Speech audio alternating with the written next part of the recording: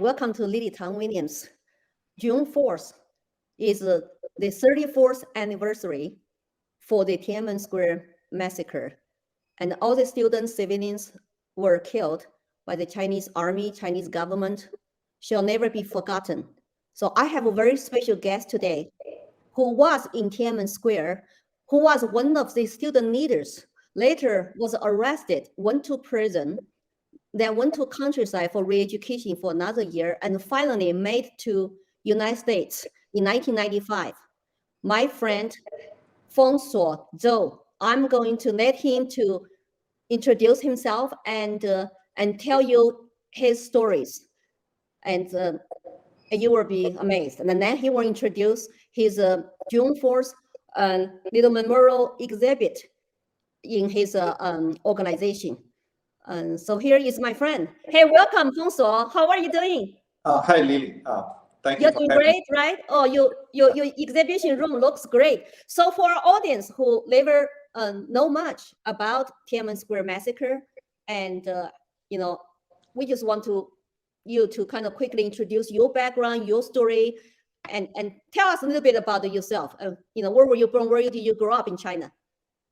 Yeah, I was born in Xi'an, in the suburb of Xi'an, to a poor farmer's family. Growing up, I was really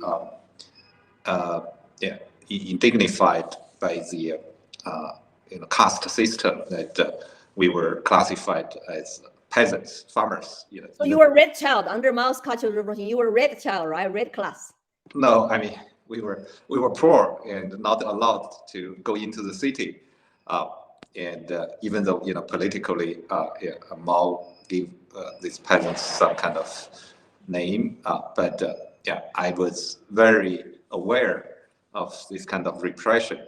That's still kind of prevalent in China today, where people are classified as either in the city or in the countryside, but.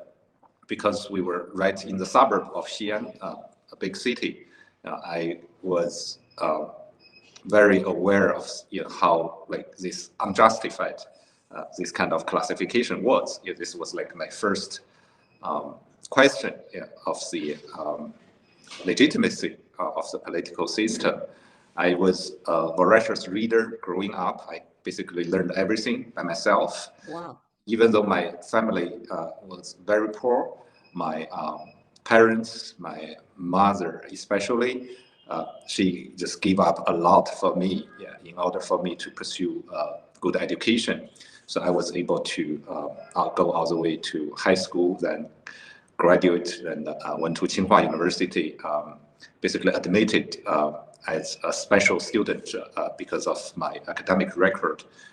I was able to bypass the much famed national entrance exam. Wow, impressive, very impressive. You went to Tsinghua, which is like we call MIT of China. Right. I mean, it's like MIT combined with Stanford or Harvard somewhere. So for me, I was always very curious about social justice, even though I was a physics student. So I wrote for the student newspaper. I remember one of my article was about a movie, which in some ways, some people believe it was kind of referring to Xi Jinping when he was young. He was sent as a young princeling into a backward county in Hebei. Mm-hmm. And so from there, I think, I point to the problem of the system. That we need a system that doesn't depend on anyone. That's like my first published paper in the article in the Tsinghua University.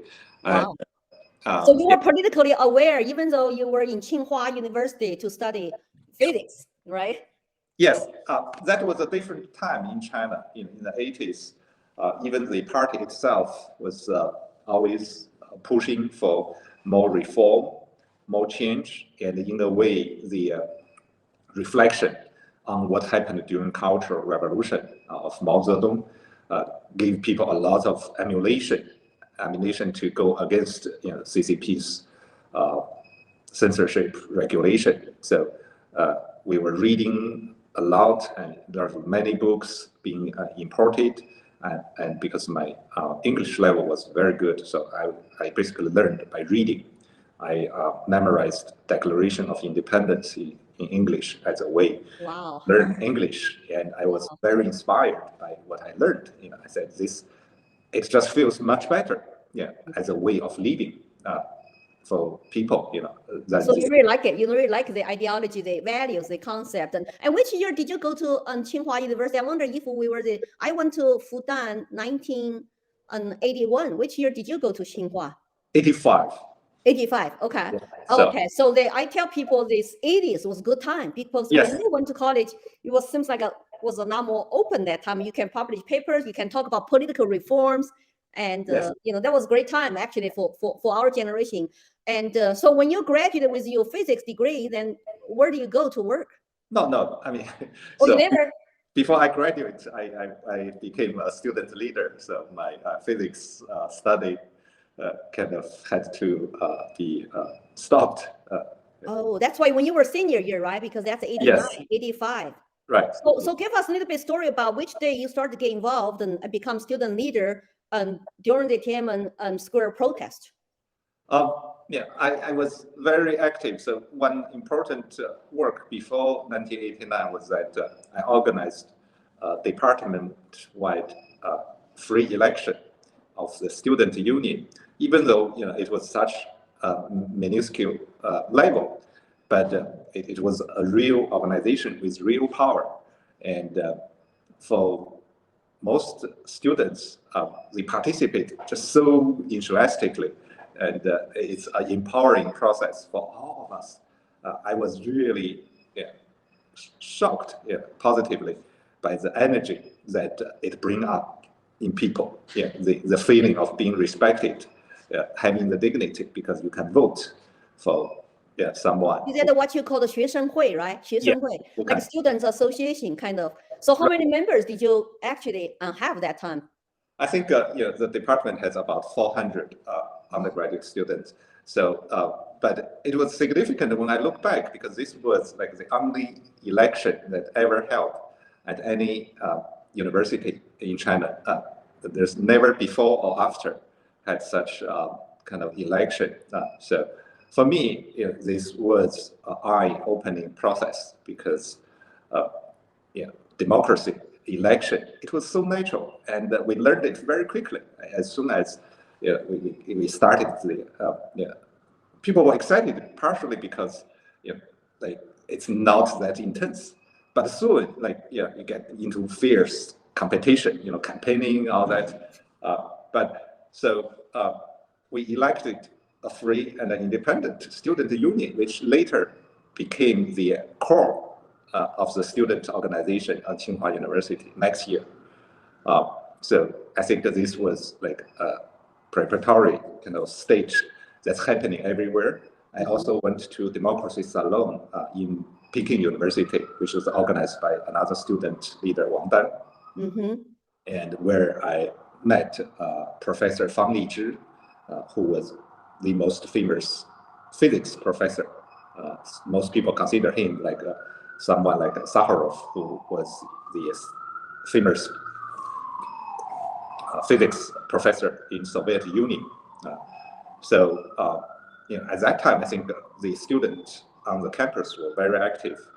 And when Hu Yaobang died in April of 1989, that quickly, because of the anguish, people just feel like he was removed unjustly because he was sympathetic to the students in previous protests. His death became a trigger of the protest. This was very much similar when I look at the movie, The Miserables. So that since you have a democratic elected student association leaders and have union on campus of your university, when the protest broke out in April 1989 in Tiananmen Square, did you have to vote to say we're gonna go participate, we're gonna hold our flag and Yes. Our university like a union leader, student leader flag? I mean, did you have to actually vote for that action? Now, it started, with some very spontaneous acts. I was first one to go to Tiananmen Square to mourn the Hu Yaobang by offering him a flower wreath at the monument of people's heroes, which was like traditionally where these people who died were honored. And it quickly draw lots of people. The next day, thousands of people show up. The next day, tens of thousands. And at that time, there wasn't a real organization. People just pour out, from university campuses. And once we met on Tiananmen Square, we realized, oh, it's such a powerful movement. Like, we were all kind of timid, afraid before that. But when you realize you're not alone, such a bold idea of more freedom, democracy was shared by so many people. It kind of ignites this hope and energy that's never before possible. So, yes, because we're all oppressed for so many years. This first time, probably students feel like, yes, we can hear ourselves, we can voice ourselves, we can participate. Everybody feel like they have skin in the game. That's how yes. it is. Right. So, that's when we feel like, oh God, we are not alone. There are like tens of thousands like us. And that's also why, the government always see this as a conspiracy, because they could never understand human nature. Yeah. They believe someone was organizing. Zero. Nobody was able to organize. People just came out. But then when they met each other at a public space, that's like nuclear reaction. It boom happened. So, but in the process, and then there was crackdown, and then we fight back. We realized we had to form student organizations. That's when I became a student leader at Tsinghua University, and later became the executive member of the Independent Student Union of Beijing's universities. So that's how I became number 5 on the most wanted list. So for me, ask about you, this Tiananmen Square leadership group. How many people were actually elected to be under this executive leadership group to, basically organize Tiananmen Square and protests? And later, I remember I watched on TV. I was second year in the United States. I was watching. Then you sent somebody like a Wu Kaixi went to Beijing, sit down with the Premier Li Peng. For people who don't know Hu Yaobang, he died in April. He was the party secretary of CCP. He was marginalized and stripped of his position because he wanted China to not just focus on economical reform. He wanted to talk about political reform and what kind of country we wanted to move forward. And that just did not go well with the other, CCP leaders. So he lost the position. He was not, of course, happy about that. And later he died, but the people really liked him. I remember when I was still in China when he spoke, and he was very passionate. He was even put to tables like this, and people were like cheered, Then later what happened? And then he lost his position, and because of what he said, caused some leaders, hardline communist leaders, very upset. Political reform is like so. I just want to throw that out because lots of people might not know who is Hu Yaobang, right? He was a party secretary, then he died and caused this massive students to actually go there to say goodbye to him. That started this massive protest. Right, that's very important historical background. Thank you for bringing it out. He was considered very open-minded. Actually, one of his sons wrote years later that our demands at that time, in 1989, 2 demands. One was the freedom of press. The other one was the required disclosure of the assets of government officials. These 2 were actually Hu Yaobang's own initiative. He was pushing for it before he was removed from office. So that's why the Tian'anmen protests was so widely supported, because it was shared by students, by the ordinary people, as well as high-ranking government officials, even party leaders like Hu Yaobang, Zhao Ziyang, who was later removed after the Tian'anmen massacre. So this, I think, it's very important to know the majority of people in Beijing and all over the country actually supported the student. We had in our collection a survey done at that time by a sociology students in Beijing Normal University. And the result was overwhelming, like 95% surveyed support the students' demands, and because it was the people's voice. And so for me, it was a very exciting time. And I realized that this was a precious time for us to practice democracy. So in Tsinghua University, we vote on every major decision. For example, initially, the government want a direct dialogue with us because Tsinghua is considered the top school for technocrats. And later produces many presidents, even include the current one, Xi Jinping. And so they pick us, believing that this is an easy one, so that the students will be divided and conquered. But I realized that this is a scheme to weaken us. So I said, even though the student leaders, some of them, they want to talk to the government directly, but we have to have a vote on this, whether Tsinghua University should talk to the government in just as a university, or we have to wait to form united group of all universities. So, and it was put on a vote, and the students said no. I mean, that's a kind of decision. And even later on all the major issues, we vote. There's like a vote of the student parliament. So we have representatives from every class who can vote, and then the student leaders, we are like the executive member. We follow the decision. So that's the kind of model that we were practicing. Right, you're practicing of course, at least the grassroots democracy as a students groups. So how many universities representatives in Beijing were involved in Tiananmen Square when you have to talk about, are we going to have a dialogue with the Beijing regime? I remember you were not calling to overthrow CCP at all. No. You were carrying on what that you asked at the beginning, and even when Zhao Ziyang came to talk to you, and then he lost his position, then you have Li Peng become the premier. So you were asking for free press. That's what the Hu Yaobao wanted to talk about it, and democracy. So free press and transparency. So you don't want to corrupt the CCP officials. You never know what assets they have and how many of those assets were actually taxpayers' money because they were corrupt. So they become super rich billionaires. And so how did that talk happen? I remember I watched on TV after the hunger strike, students were wearing, some leaders were wearing like a white gowns, but still they sent a representative to People's Hall, to speak to Li Peng as he replaced Zhao Ziyang as the premier. How did that talk happen? And later, of course, did not work out.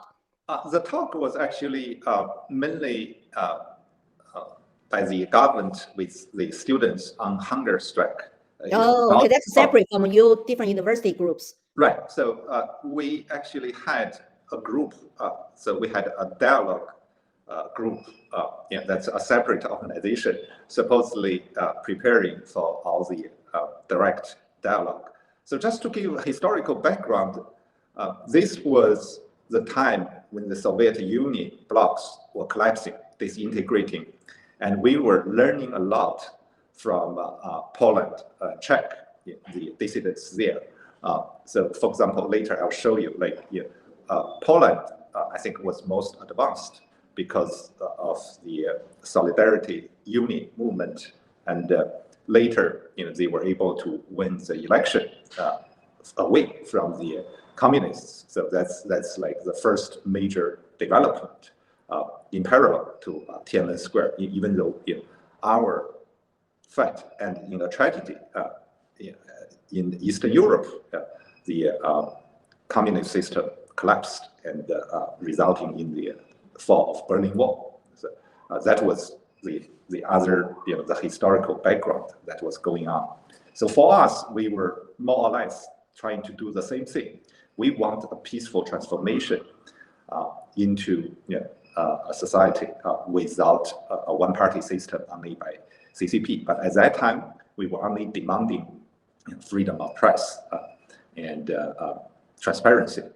Actually, transparency also at that time, this originally it was from Gorbachev. Yeah, he was calling for like openness, transparency. Yeah. So that's the background. So I remember when you were actually protesting, Uh-huh. Gorbachev actually went to Beijing to meet with Right. Deng Xiaoping, right? Yes. Yeah, that was during the protest, you know. Right. And I don't know what happened, but he did not, you know, show up at in Tiananmen Square, you know, and Right. they met with him. So it looks like at that time there is actually some kind of international movement going on. Yes. So to say, hey, we don't want to one party controlled by Communist Party. We want to at least have some kind of a two-party choices, so allow people to vote, because people otherwise don't feel like this is their country. They cannot even choose their own representatives, and that's why they're corrupt. Because if they don't need your vote, they don't care about you. They don't listen to you. Right? You can treat you poorly. It doesn't happen. You know. Right. That's why the demands were very practical, pragmatic, implementable, and that's why the students were widely supported by the students, even overseas students like you. We have watching or stick to our eyes were glued to TV, you know. But the people might not understand China's press situation. So China even today do not have a free press. All press are controlled by CCP, right? So tell people what is the background of why you demand free press. Yeah, because we know it's crucial. Yeah, without the freedom of press, you wouldn't have anything else. You will not know the truth, right? It's all propaganda from the newspapers.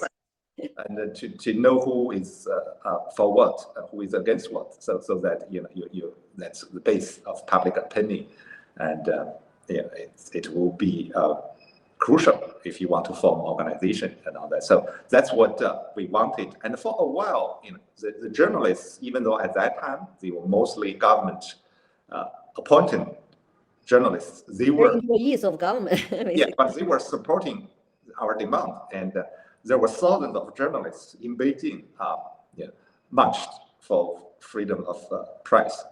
It was just amazing. So for a few days, it felt like there was freedom of press, because all the newspapers, they were covering the important issues as is.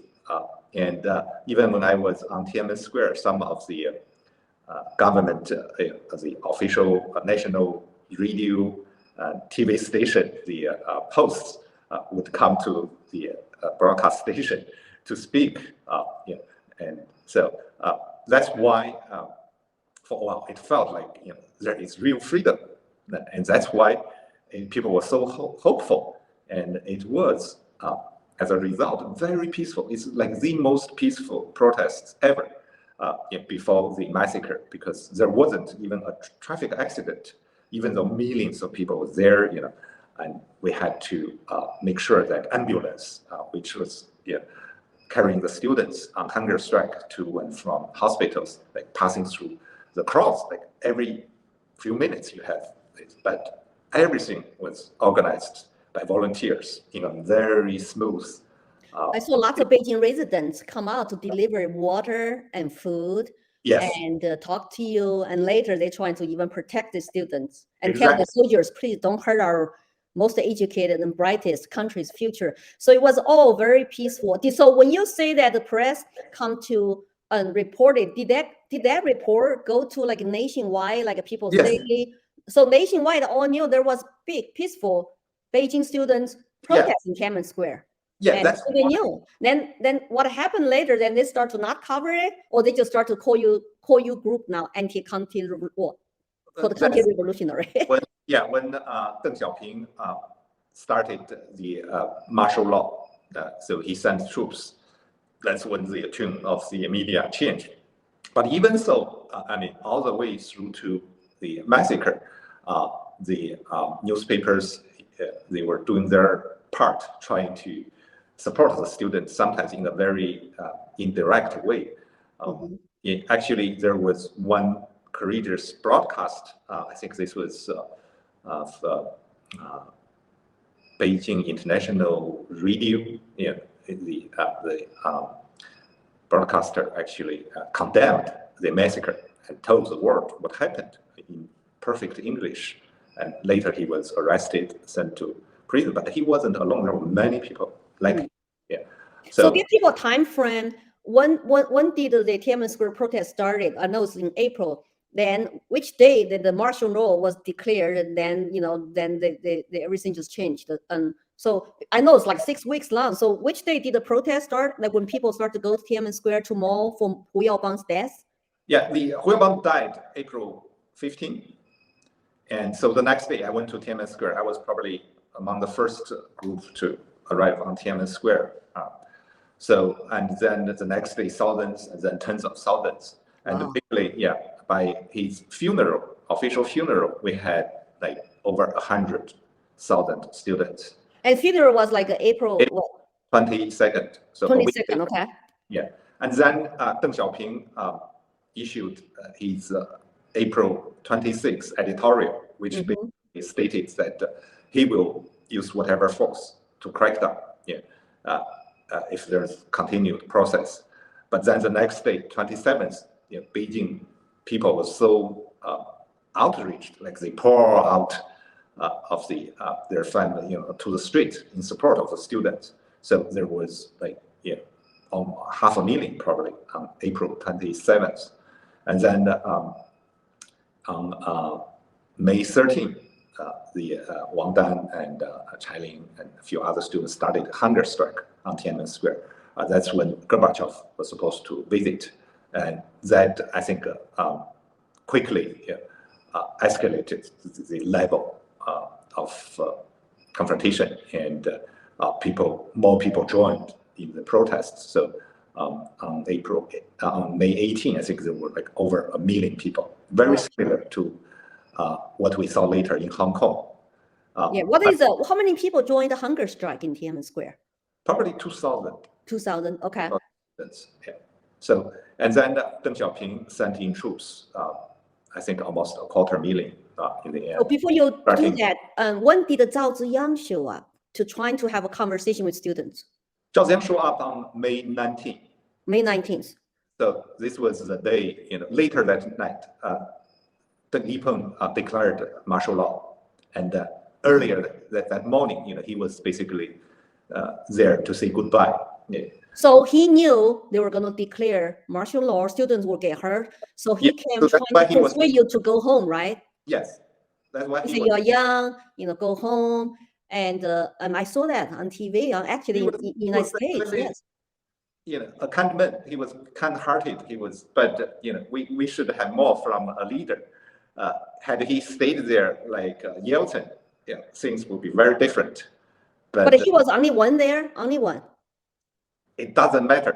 He has the support if he stays strong enough. But he withdrew. He didn't really stand with the student. That's the tragedy. Even though there was overwhelming support for the students, but he was a premier of China. He was not. He was not. He was the previous premier. At that time, he was a party leader of the party. Supposedly, he was the number one. But did he replace the Hu Yaobang position? Yes, he did. Okay, so he was party secretary. Li Peng was premier. Yes, but he I think he was weak. He didn't stand up. That's interesting. You think that. You think if he stood up firm, he had all the support from students and people, even some journalists, maybe he could. You think he could really persuade the party? Yeah. Of course, Deng Xiaoping was a minority. He had the tight control, and he made the decision all by himself, possibly including his family, but didn't go through any formal process. Actually, he called the meeting of deciding the martial law in his own home, basically forcing Zhao Ziyang into the position. But Zhao Ziyang denied. Actually, Zhao Ziyang voted no against the martial law. He was surprised. That's why he later removed Zhao Ziyang. But now, who voted with Deng Xiaoping? Like lots of.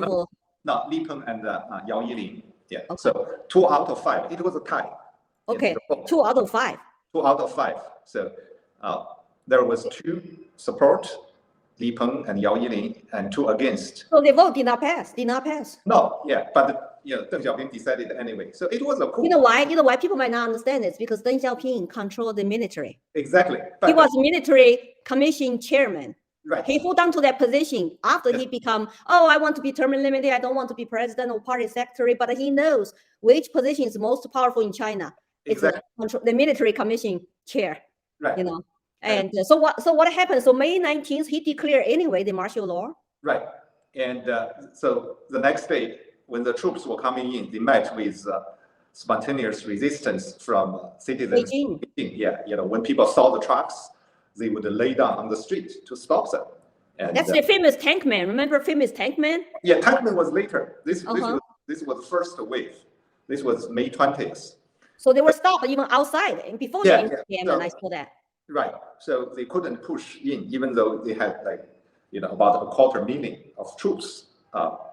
So then Deng Xiaoping withdrew and brainwashed the soldiers and come back 2 weeks later. So from outside of Beijing. From outside Beijing. So it was basically a military attack of Beijing. Well, what happened to the military who did not want to push really hard to enter Beijing, withdraw by I think the general in Beijing? Did he lose his position later?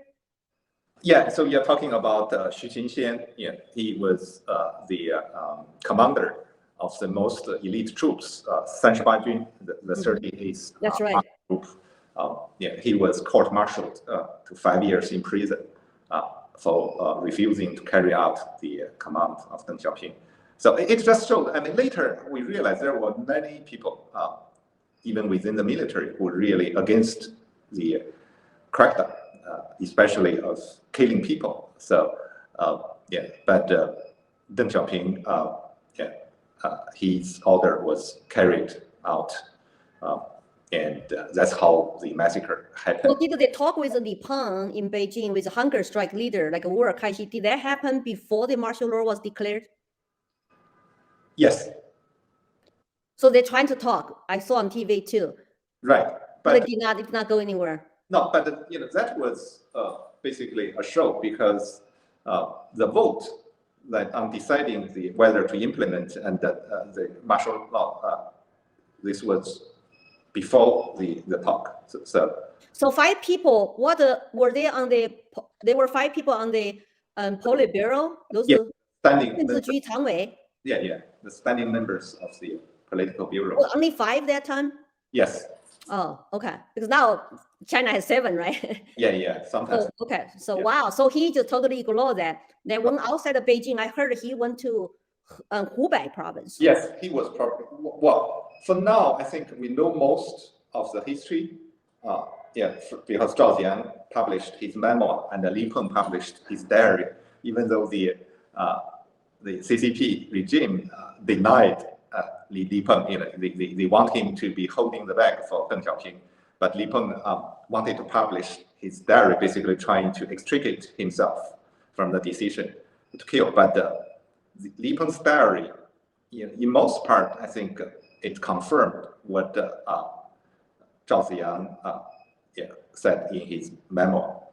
They kind of corroborate. So it's pretty clear Deng Xiaoping was the mastermind, and he made the decision without consulting really anyone. So who are the 3 people voted no besides Zhao Ziyan? Who else? There's one abstain, Qiao Shi. Oh. Yeah, and then Zhao Ziyan and Hu Qili. So it's like 2 say no, 2 say yes, and 1 did not vote. Right, it was a tie. And Deng Xiaoping won his own way. Yeah. So which day he? Tell me a little bit about the hunger strike leader talking to Li Peng. You think that was on national TV, right, in China? I mean, it was on international TV. Was that just when you say it's a show? Did they trying to put up a show to say, hey, we're trying to talk to them and broke down, so therefore we have to now crack down, use the martial law? Yeah, that's exactly what they want to achieve, because Deng's mind was made up. There was no way that the situation can be changed. So why did they talk and put on national TV? They're trying to make students look bad? Trying to justify their martial law? Right, later. Yeah, I remember I saw that. I was like holding my breath, and so that then which day that they what happened next? 2 weeks later, which day that they that's when outside the Beijing came in? Yeah, that's when the Tiananmen Massacre happened on June 3rd. June 3rd in the evening, right? Yes. So most people call it June 4th, but it actually started in the evening of June 3rd, about I think 9:30, when they started killing people. beginning from the west along Chang'an Avenue, which leads to Tiananmen Square. So where were you, and how many students left Tiananmen Square that time before that they know that troops are coming? Trying to clear up the Tiananmen Square. Yeah, I was on Tiananmen Square in the whole night. It was like a war zone. But later, we realized we were protected by the courageous citizens who were blocking the troops. So it was like the eye of a hurricane that we were protected. We were driven out of Tiananmen Square at about 5 a.m. on June 4, and I was one of the last to leave. Actually, here, I'm really happy this year because one of the last items I saw when I was leaving now just came back to this museum. It's like a reunion for me. I can tell you about this story later. They must bring you back the memories. It's like a relive in the, in Tiananmen Square again. And actually, we will.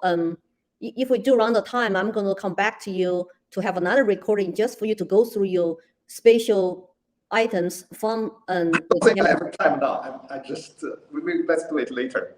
Yeah, we'll do later to the So did the citizens know they were going to come to kill, and they were just going to come to do like a basically some kind of like a, what do you call it, like a gas or something, tear gas, get the students out of square? Like, what did you expect that time? Most people were surprised, of course. Even when the were shot, died, like people were saying, "Oh, these are the rubber bullets." They were not expecting real bullets. But not only were they shot by machine guns, they actually used tanks to crash the students. When the students were leaving Tiananmen Square, going back to universities, at least 7 people died because of the tank attack. You saw that with your eyes before you left? No, I didn't. So I didn't see this, but people were basically hurried to leave that time, right? When you right. I actually was trailing behind that I didn't see it. But later, only after I was released from prison, I met one of the survivors of the tank attack. Yeah. But did you hear noise though? Did you hear like the shots? No. That morning, June 4th? Oh, of course. Yeah, the shots were everywhere. Yeah. Everywhere. So people then start to flee the Tiananmen Square. How many students you think actually still left there when they start to fire real bullets? Or they were real bullets? There were about 2,000 students on Tiananmen Square. So that's the number when we were leaving. So when you left for going back to your school, which day they come to arrest you because you were the student leader? No, this was about 10 days later on June 13th. I was on the most wanted list. I was at my home in Xi'an when I saw the most wanted list. All of a sudden I realized I was considered a major student leader at the government, which was a shock, but also a great honor. So you could, if you knew that you could flee, you could escape before that, but you just did not know. Right. Yeah. I think throughout my life, I'm not sensitive to such risk. That's probably how I can still carry on today. So how many students like you were arrested and put into jail for a year? You mean how many? Like you, student leaders in Tiananmen Square. I think, they arrested probably all over the country, probably over 100,000 students and labor activists, intellectuals. There was arrested pretty much at every county, because the protest was so widespread. It was not just in Beijing, right? It Right. happened in other provincial capitals and where university students were. In my hometown, Chengdu, Sichuan, Yeah. they say they saw blood too. Yeah, Chengdu was one of the worst place. So that's what I'm saying. There's I think the English paper one time said that if you add all the students across the country, all the civilians, Since there's no official number, the estimate was about 10,000 people probably were killed. If you add all the country, different locations. We probably will never know the total number. Like, in Chengdu, there was a confirmed case about 50 people were killed after they were arrested in a hotel, Jinjiang Bingguan. Nobody in China knew about this because it was only witnessed by a few foreign tourists. And they kind of confirmed with each other that this happened. That's why without free press, you just don't know. Right. The government say they were bad people, and nobody died. You ask today's college students, they even don't know about Tiananmen Square. It's a censored word. And the Tiananmen Square mothers, remember the mothers who wanted to find out, because their kids were called the counter-revolutionaries, and they want to, kind of correct that case. And they want to, at least have a proper name for their kid. And those Tiananmen Square mothers, where are they now? They couldn't get anything done, of course. Right. Yeah. It's too long for all these people. Actually, behind me, this is a picture of these who died, and the Tiananmen mothers there. I think at least probably 10 of them died from suicide over the last 34 years out of despair. So they completely lost the hope. Right. Suicide, 10 mothers. 10, mother, father. So wow. Some family just disappeared. And because it was so completely erased, and people were so fearful, they had to cover everything up, even if their family member died. I met someone, like his brother died on that day, disappeared, but it's her brother, so this died on that day. But they were so afraid that they would never even dare to ask where her brother was because of the fear of being associated with a riot and all that. So it's only after more than 20 years when she came to the United States that she talked to me about this. So pretty much every year, I would meet people who knew someone who died, but never recorded anywhere. That's why our museum is so important, because here we have physical record of people who simply disappeared for what they did. They were killed, and their family just quiet, voiceless. Yeah, that's well, the sad thing is that because there's still no free press, no free internet, so people cannot even read about it inside of China. I heard the Tiananmen Square, all those words were blocked. June 4th blocked, Tiananmen Massacre blocked, and you cannot even have a phone number or license plate. They're very sensitive. Anything to do with June 4th, 1989, it's basically just out, not available. And you could get into trouble by talking about this. And right. Yeah. So the number 6 and 4, 6/4, June 4, is a censored word.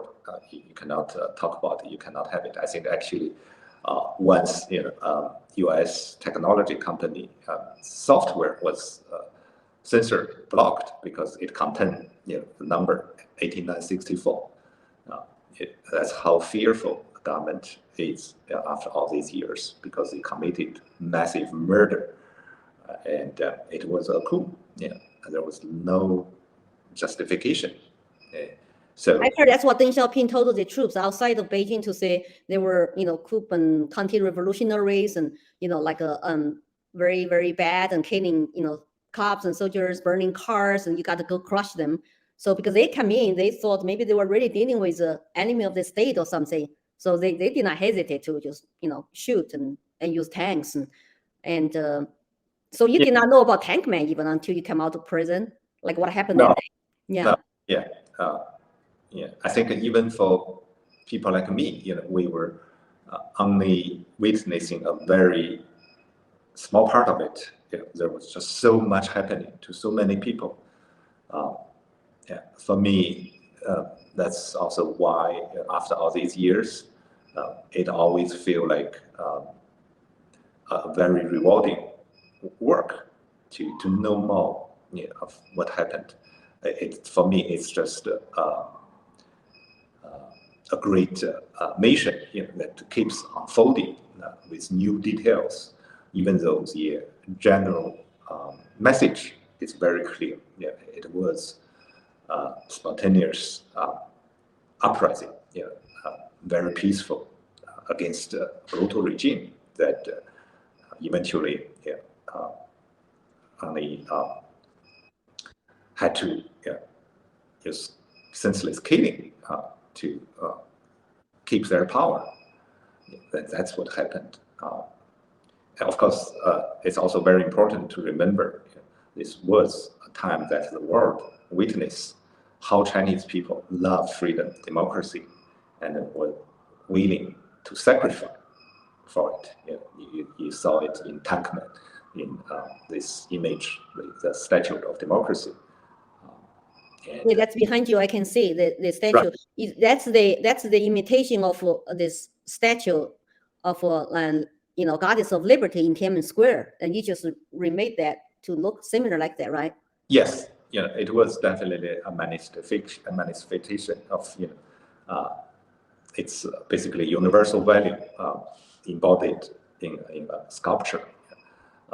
I heard actually when you had the statue there, I heard some students, because you're brightest educated college students, you were actually reading the Declaration of Independence from USA in Mandarin Chinese to read loud in Tiananmen Square. That's kind of remind me of Hong Kong students when they were peacefully protesting. They were reading that and they're holding American flags. They want to have a Second Amendment right. Just it's just so inspiring. I wish American students would know. How many other students would like to trade a place with them in this country to say, don't take your freedom for granted here. Look how much we would like to live under freedom, but we were oppressed and we were locked up and we were disappeared. It's just, you are doing a great work, and you funded the human rights nonprofit in China, and you've been helping those victims of Tiananmen Square and the massacre and their families. So, really appreciate what you're doing. So you have not stopped since you came to this country in 1995. Yeah, thank you. For me, this is a great duty.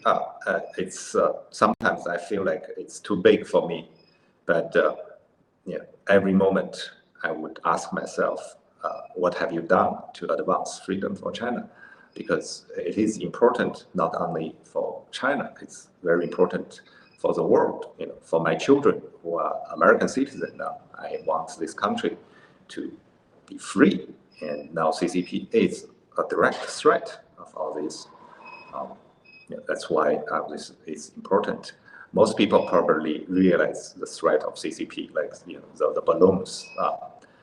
Recently, earlier this year, the spy balloons. But just last week, Microsoft discovered this spying software on very important infrastructure in Guam. That's supposed to, at war times, to basically paralyze the U.S. infrastructure. And that's the kind of enemy we are facing.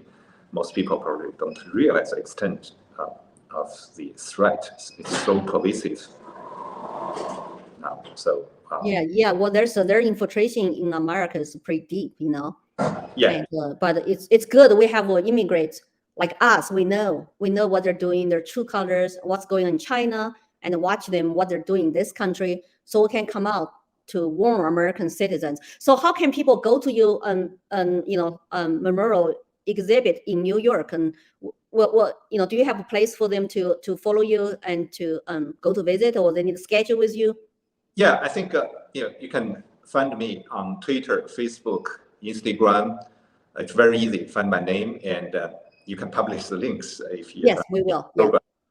So you can contact me. I love to have visitors, especially group visitors. I was very glad when I received a message from high school teacher in AP comparative politics. And he said he's going to bring his class. That's kind of situation we really want. Oh, that's fantastic. So the young people, kids need to know about this history. It's modern history of China, actually, what happened, Yes. Yeah. Yeah. So, I mean, it's by knowing the future and knowing the past, we will know the future. And so that's what CCP is trying to reverse. They want to control the past so that they can control the future. So this is a very important battle. It's memory versus dictatorship, truth versus censorship is very important. Yes, and even you see the free speech, and is under attack in the USA too. The government seems like sometimes will collude with the big tech to censor different voices, and this kind of like why are they taking that kind of tactic, right? It's communist tactic to censor dissident voices in China, in North Korea, in Iran, Cuba. Like, why are we doing here? So. So there's a lots of things. I think as immigrants, we see the writing in the wall, and we know the past, and we can make difference just by telling our stories and get people educated about what happened in the past. If we're not careful, we lose the American values, ideals. It can happen here. It can happen to the students who are actually sometimes suppress other people's speech or opinions. So it's well, thank you for your great work, and thank you for coming to join me. Yeah. We will put all your contact information under the video description, and we ask people to share this video and maybe light up candle for June 4th victims on the June 4th that evening, and we will appreciate it. And thank you, Fengsuo. And hopefully we'll have another time for you to show us your special items in your museum, and get more people to listen to your each piece, special stories, background, and about your collection. Yeah. Yes. And I look forward to and see you again. Okay. Thank you, Fengsuo. Right. Yeah. Thank you. Goodbye. Bye. Hello. So this is our museum. We call it Tian'anmen Museum, even though formally we can only call it Tian'anmen Commemoration Exhibition now. This is the entrance. That's what you can see. This is at a premier location in Manhattan. Outside here, this is, you can see Times Square's from here, about 10 blocks away. This is between Penn Station and Empire State Building. And if you look here, it says June 4 Memorial Exhibit, New York, 6·4纪念展览. And here, that's the Statue of Democracy erected in Tiananmen Square, 1989. This is a replica later created by artist Chen Weiming. And we have calligraphy by someone on Tiananmen Square. This was before the massacre. So here it says, patriotism, it's no crime. So this is referring to the protesters. They were patriotic in the sense of patriotism. The highest form of patriotism is dissent. That's we have. This is from 34 years ago. This is the list of the people we know who were killed, but these are only a fraction of the people, because most people we would probably never know. Most people are afraid to talk about it, even when their family member died. It took tremendous courage for Ding Zilin to visit families and connect these mothers and fathers. So this is the Tian'anmen Mother Group. Here, look, this is Wang Nan. He was a high school student. And Duan Changlong, he was also a student at Tsinghua University. He was 1 year senior to me. So this room, this banner of condemning the massacre, and we have newspapers here.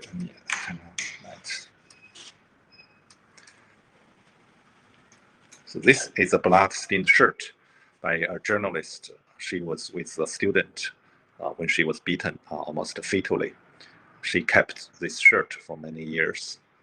What's special about her case is that she was actually a journalist for PLA Daily, and she was so outraged by the massacre that she decided, even though she was beaten almost to death, that she wouldn't show her ID as a military journalist. She was willing to die just to be on the side of the protesters. This is the most wanted list of 21 students. And I am here in the bottom left. Some people said that I had the best smell.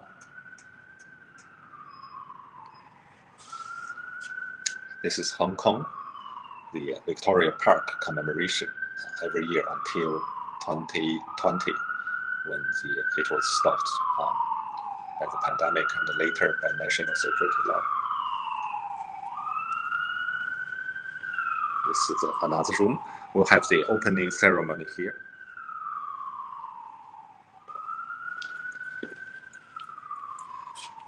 This is a T-shirt that was made in 1989 by the Chinese students in America. They had collected the signatures they want to send back to China, and you can see here the world is watching. And yeah, this was the dawn of freedom and democracy for China. We have many flyers. So this was the main channel of communication at that time by using flyers. That's like the social media of the day. And these very precious original flyers. So they're from a different period.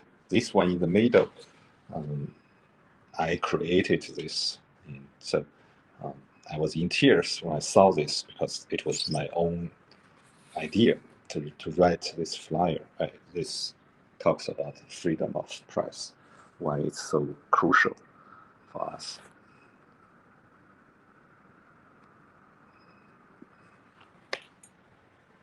Here we have a few flags from different universities.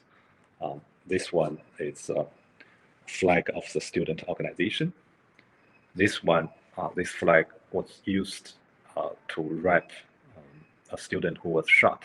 So there was blood stain on this flag. You can see from here. So the blood from Tiananmen Square. This is a flag that collected 92 signatures on Tiananmen Square in 1989. And yeah, this carried with it the spirit of the people at that time. For example, this one, it says, long live freedom of press. Truth and justice will prevail. And people wrote down their own names from all over the country and all society, all walks of the society. This one is a letter written by a soldier in support of the students. So this is a tent donated by Hong Kong people in the later period of the protest. A couple of students lived in this tent for a few days before the massacre, and when they withdraw, they collected this tent. It looks very new.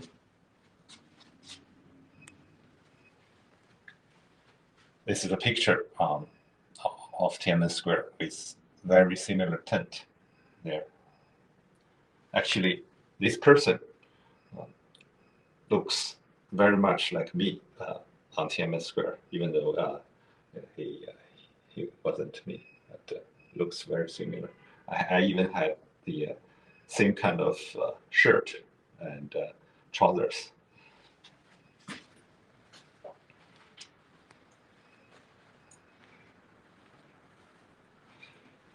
This one,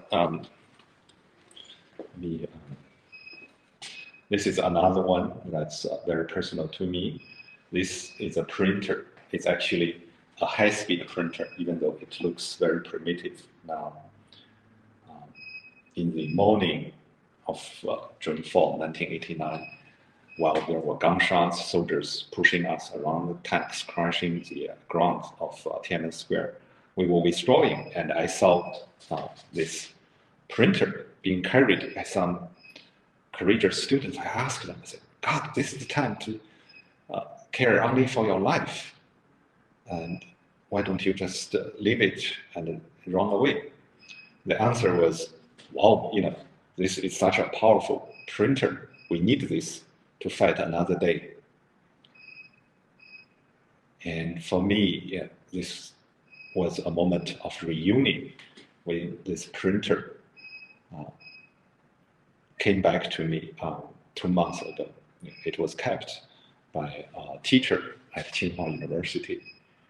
And after all these years, it was carefully preserved, protected, and shipped out of China. They even removed the metal label here.